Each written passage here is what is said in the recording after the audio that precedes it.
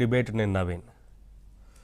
గత వైసీపీ ప్రభుత్వంలో సకల శాఖ మంత్రిగా పనిచేసిన సజ్జల రామకృష్ణారెడ్డి అంటే ప్రభుత్వం అధికారం కోల్పోయిన తర్వాత వారు చేసిన అరాచకాలన్నీ కూడా పెద్ద ఎత్తున వాళ్ళ ఒక్కొక్కటిగా బయటకు వస్తూ ఉన్నాయి.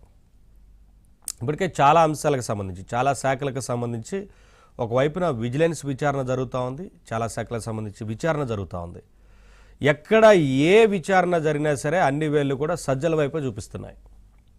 లిక్కర్ స్కామ్ తీసుకున్నా, లేదంటే శాండ్ లేదా మైనింగ్ కావచ్చు, ల్యాండ్ స్కామ్ కావచ్చు, ఇలా ప్రతిదీ ఏ అంశం తీసుకున్నా సజ్జల వైపు చూపిస్తున్నారు.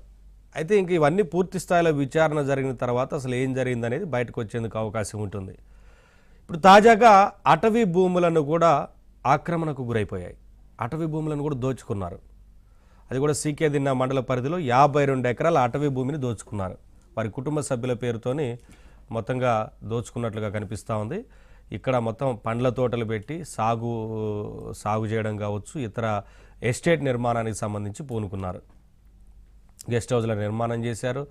పెద్ద ఎస్టేట్కి సంబంధించి అక్కడ ప్లాన్ చేసుకున్నారు. అంటే ఇడుపులపాయలు ఏ రకంగా ఎస్టేట్ ఉంటుందో ఇక్కడ సీకే దిన్నా మండల పరిధిలో సజ్జల రామకృష్ణారెడ్డికి సంబంధించి మొత్తంగా వారు ఒక ఎస్టేట్ నిర్మాణం జరిగింది.